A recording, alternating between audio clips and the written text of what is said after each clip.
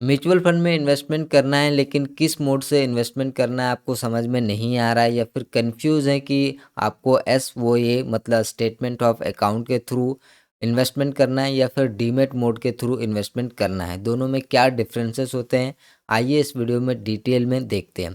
तो एसओए का मतलब होता है स्टेटमेंट ऑफ अकाउंट और डीमेट मोड का सिंपल मतलब है ब्रोकर।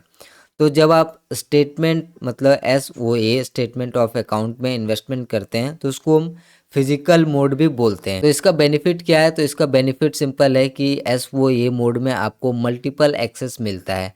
एक आप अपने पोर्टफोलियो को डीमैट अकाउंट मतलब कि डीमैट के थ्रू भी आप उसको अपने पोर्टफोलियो को मैनेज कर सकते हैं और आप डायरेक्टली एएमसी के वेबसाइट के थ्रू भी आप अपने पोर्टफोलियो को मैनेज कर सकते हैं। जैसे कि मान के चलिए कि आप किसी भी एक प्लेटफॉर्म जो आपको दोनों एसओए मोड प्रोवाइड करता है, जैसे कि grow SOA statement of account provide करता है, उसके थ्रू अगर आप इन्वेस्टमेंट करते हैं तो आप ग्रो ऐप के थ्रू सभी पोर्टफोलियो को मैनेज कर सकते हैं। साथ ही साथ जिस कंपनी का आपने म्यूचुअल फंड बाय किया है उसके एएमसी के वेबसाइट पे लॉगिन करके वहाँ से भी आप सभी कुछ मैनेज कर सकते हैं। जैसे उस पर रिडीम कर सकते हैं, एसआईपी स्टॉप कर सकते हैं, एसआईपी बढ़ा सकते हैं, लमसम कर सकते हैं। मतलब जो काम आप अपने ब्रोकर से करते हैं वही काम आप एएमसी के वेबसाइट से भी कर सकते हैं। वहीं पे आप डीमेट मोड के थ्रू करते हैं तो डीमेट मोड में आपको ओनली डीमेट में ही एक्सेस मिलता है अपने पोर्टफोलियो को, जैसे कि ज़ीरोधा कॉइन प्रोवाइड करता है। कॉइन के थ्रू अगर आप इन्वेस्टमेंट करते हैं म्यूचुअल फंड में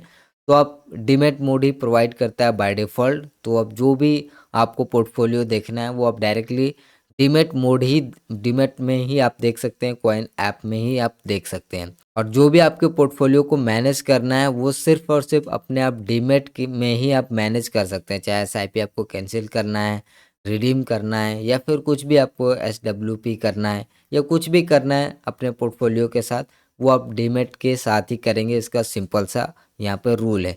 बहुत सारे एएमसी कंपनी आपको डीमेट होल्डिंग भी अपने एएमसी के वेबसाइट्स पे दिखाती है, बट वहाँ पे आप कुछ भी चेंजेस नहीं कर सकते। डीमेट होल्डिंग में अगर कुछ भी आपका पोर्टफोलियो शो होता है तो वो आप कस्टमाइज या फिर अपने पोर्टफोलियो में जो भी चेंजेस करना है वो डीमेट मोड के ही थ्रू मतलब डीमेट अकाउंट से ही कर सकते हैं। डीमेट मोड किसके लिए अच्छा होता है? डीमेट मोड बेसिकली उसके लिए अच्छा होता है जो लोग स्टॉक में इन्वेस्टमेंट करते हैं, ईटीएफ में इन्वेस्टमेंट करते हैं, साथ ही साथ म्यूचुअल फंड में भी इन्वेस्टमेंट करना चाहते हैं।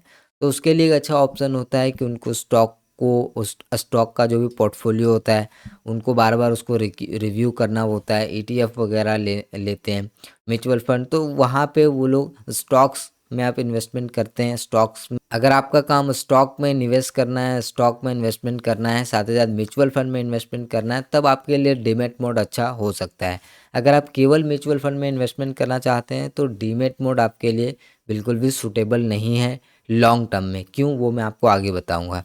और क्या क्या चीज़ें होती है एसओए में मतलब स्टेटमेंट ऑफ अकाउंट में। स्टेटमेंट ऑफ अकाउंट में एक दिक्कत ये है कि अगर आपको कोई भी चेंज करना है, जैसे कि आपको बैंक अकाउंट चेंज करना है, तो आपको मान के चलिए कि आपने 5 म्यूचुअल फंड बाय किया है, ठीक है, पाँचों अलग अलग कंपनी की आपने म्यूचुअल फंड बाय किया है।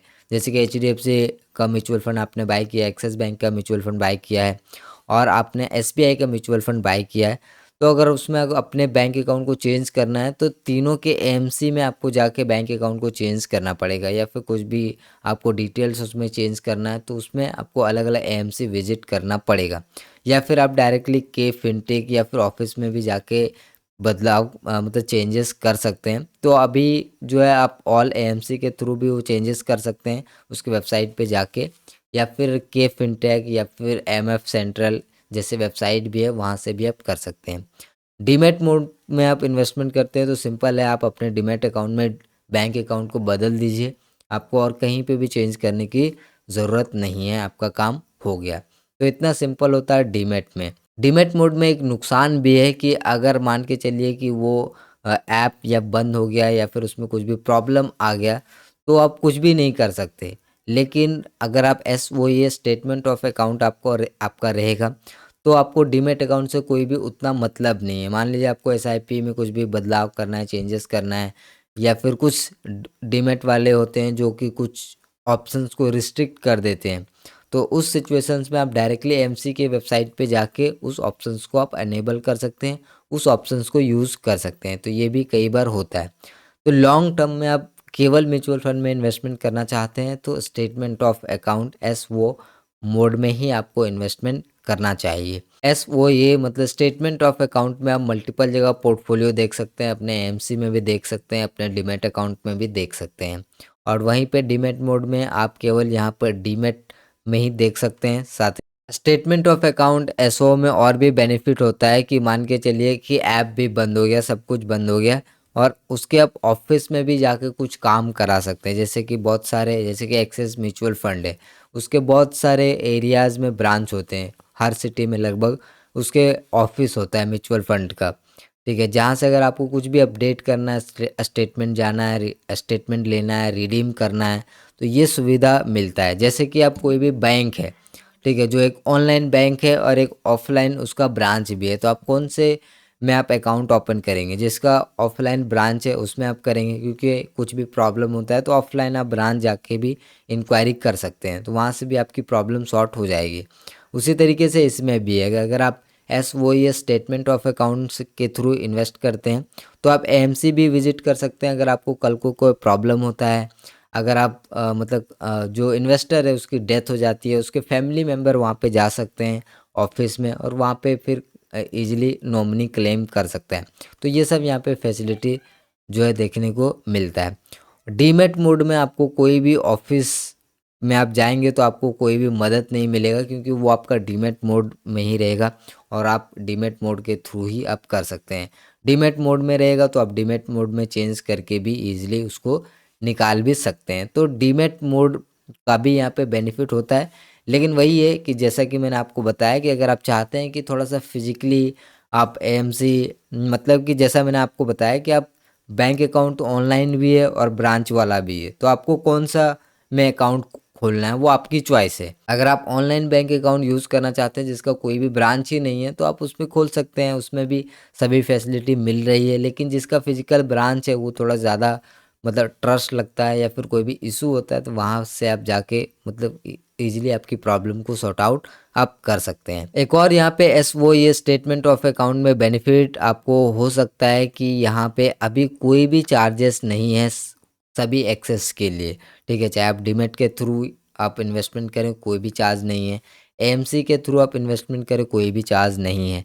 लेकिन जिस तरीके से जो डीमैट मोड बढ़ रहा है डीमैट मोड के थ्रू, तो हो सकता है इन फ्यूचर डीमैट मोड में भी चार्जेस वगैरह आ जाए म्यूचुअल फंड्स होल्डिंग का। अभी तो फिलहाल नहीं है, कोई भी ब्रोकर जो है म्यूचुअल फंड में इन्वेस्टमेंट करने का कोई भी चार्ज नहीं लेती है। तो हो सकता है फ्यूचर में म्यूचुअल फंड में इन्वेस्टमेंट करने का भी जो चार्ज करे, जो है डीमैट, क्योंकि आप लॉन्ग टर्म में इन्वेस्टमेंट कर रहे हैं, पैसे को निकालेंगे नहीं, ठीक है। तो हो सकता है कि कुछ पैसे जो है ब्रोकर भी चार्ज करने लग जाए। हालांकि अभी तो फ्री है, लेकिन फ्यूचर में क्या होगा ये कोई भी नहीं बता सकता। तो इस वजह से अगर आप लॉन्ग टर्म करना चाहते हैं तो स्टेटमेंट ऑफ अकाउंट ही अच्छा है। चेंजेस के बारे में मैंने आपको बता दिया कि अगर आपको कुछ भी चेंज करना है, name, bank account details, email ID, simple आप एक जगह चेंज कर एसओ मोड में आपको अलग अलग जगह चेंज करना पड़ेगा।